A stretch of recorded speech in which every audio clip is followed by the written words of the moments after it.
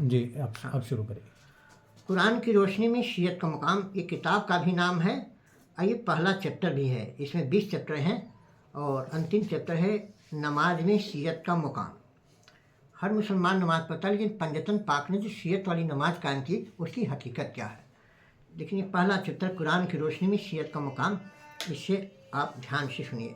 संपूर्ण कायनात में सबसे ज़्यादा मर्तबा सत्य की मंजिल का है। इसमें किसी प्रकार के शक और संदेह की गुंजाइश बिल्कुल नहीं है।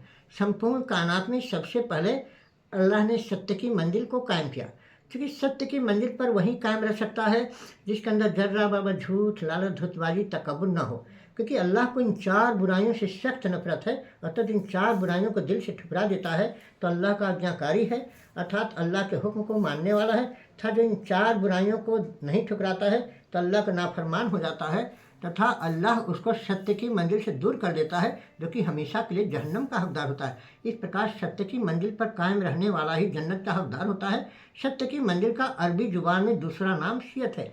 जैसा कि कुरान में सूरह सफ़ात पारा नंबर 23 आयत नंबर 83 में अल्लाह फरमाता है, वह इन्ना मिन शीयतिही लइब्राहिम, बेशक हज़रत इब्राहिम झूठ, लालच, धुतबाजी, तकब्बुर को दिल से ठुकराकर सत्य की मंजिल शीयत पर कायम रहे, इसलिए इस आयत में शीयतिही लइब्राहिम लफ्ज़ आया है।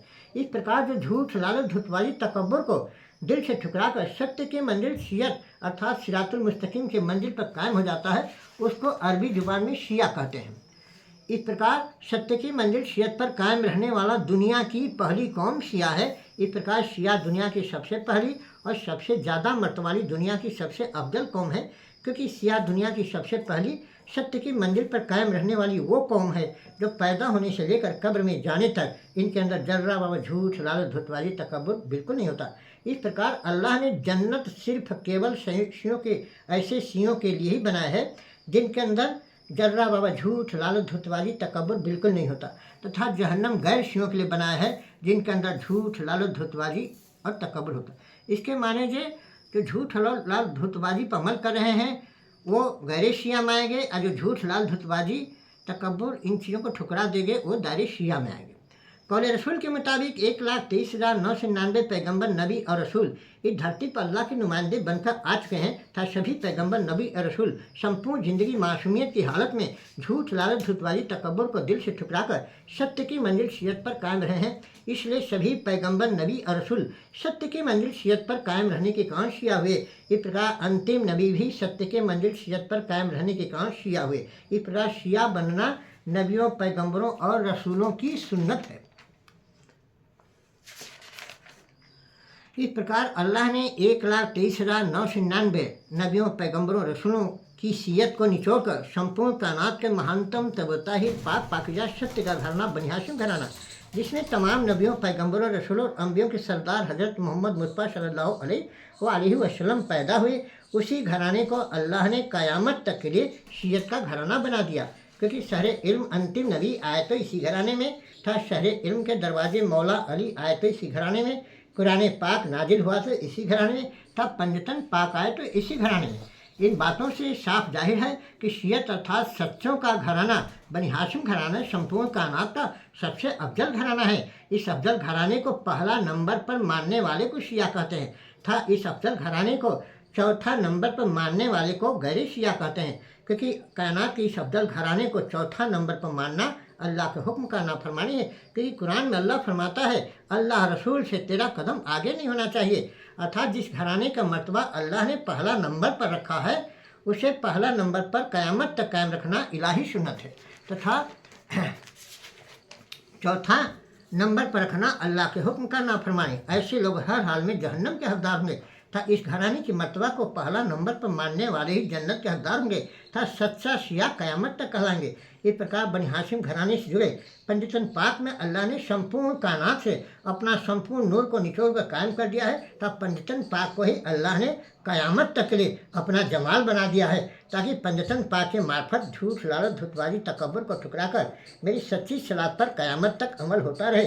इस प्रकार पंजतन पाक के जरिए अल्लाह ने शीयत की मंजिल को क़यामत तक के लिए बुलंद कर दिया है।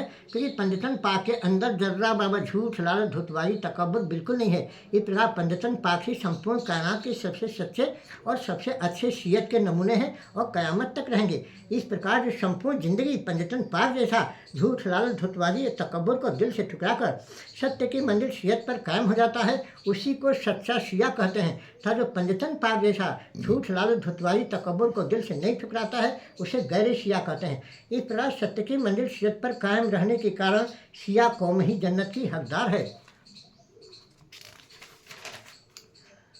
तथा शिया कौम ही जन्नत में जाएगी, था गैर शिया सत्य की मंजिल शियत पर कायम न रहने के कारण जहन्नम में जाएगी। इस प्रकार संपूर्ण कायनात में सत्य की मंजिल शियत पर कायम रहने के कारण शियों का मर्तबा सबसे ज़्यादा है। सत्य की मंजिल शियत का पंजतन पाक से सीधे संबंध है।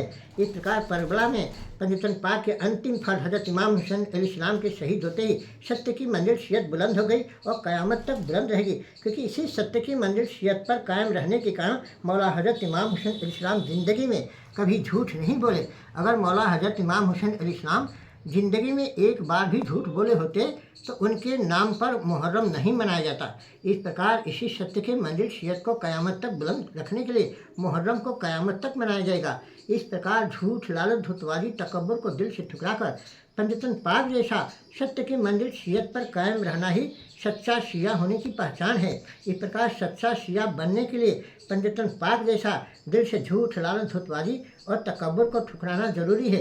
अतः जो सत्य का मंजिल शियत का पहचान करवा दे उसे हज़रत मोहम्मद मुस्तफ़ा सल्लल्लाहु अलैहि वसल्लम कहते हैं, था जो सत्य का मंजिल शियत के करीब पहुंचा दे उसे अली मुर्तज़ा कहते हैं। ये अहम ये शियत से जुड़ा चैप्टर है।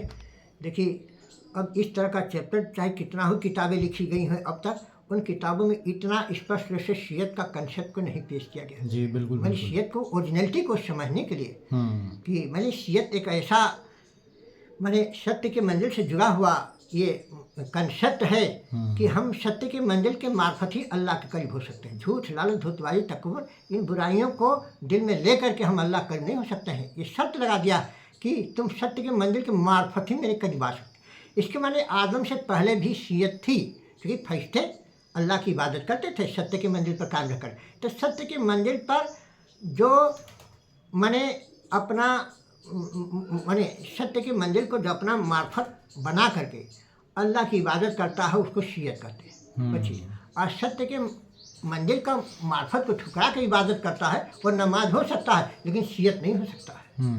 तो शियत जो है पंजतन पाक से जुड़ा हुआ है। तमाम अंबिया पैगंबर आए, उनकी शियत को अल्लाह ने निचोड़ के बनी हाशिम घराने में कायम किया और बनी हाशिम घराने से ही जुड़े पंजतन पाक है। इनके मार्फत ले करके जब हम इबादत कायम करेंगे वो सलात हो गया, और मार्फत को ठुकरा करके इबादत कायम करेंगे वो सिर्फ नमाज कहलाएगा, वो सलात नहीं कहलाएगा। बिल्कुल बिल्कुल।